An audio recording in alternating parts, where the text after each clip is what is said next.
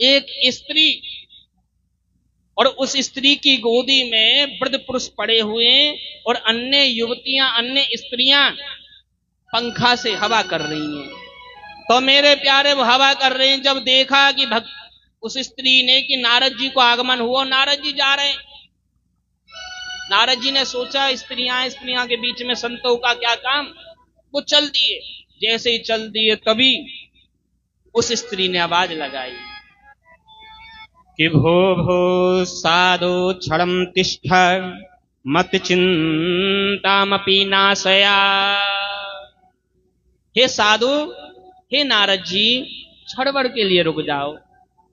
अरे जैसे तुमने भक्त प्रहलाद पर और ध्रुव पर कृपा करी ना, ऐसी मेरे इन दो पुत्रों पर ज्ञान वैराग्य नामनो काल योगेर जर्जरो, इन दो पुत्र ज्ञान वैराग्य पर कृपा कर दो। जैसे नारद जी ने देखा कि मां 25 वर्ष की और बेटा 80 वर्ष के, नारद जी बोले राम राम, कैसा कलयुग आ गया। नारद जी बड़े सोच में पड़ गए, बड़े सोच में पड़ गए नारद जी। और आज भक्ति मैया ने कहा कि हे नारद जी, हे गुरु जी, मेरे इन दोनों पुत्रों पर कृपा करो ना। आज मेरे प्यारे नारद जी ज्ञान वैराग्य के पास पहुंचे और कान के पास आकर के कि ज्ञान वैराग्य प्रबुद्ध्यताम शीघ्रम रे वैराग्य प्रबुद्ध्यताम, ज्ञान उठो, वैराग्य उठो। लेकिन ज्ञान वैराग्य उठे नहीं। और जब नहीं उठे तो इन्होंने एक उपाय और किया।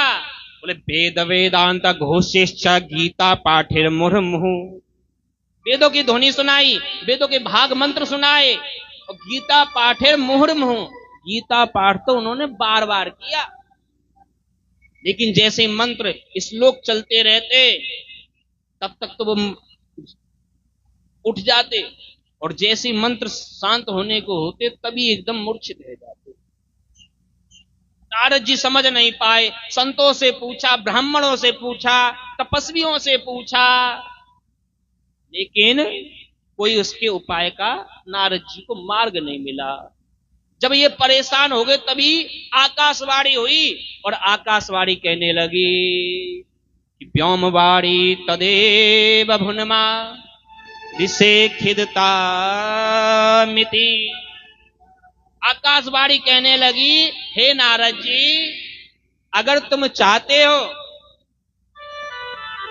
कि ज्ञान वैराग्य की मूर्छा टूटे, उसके लिए आप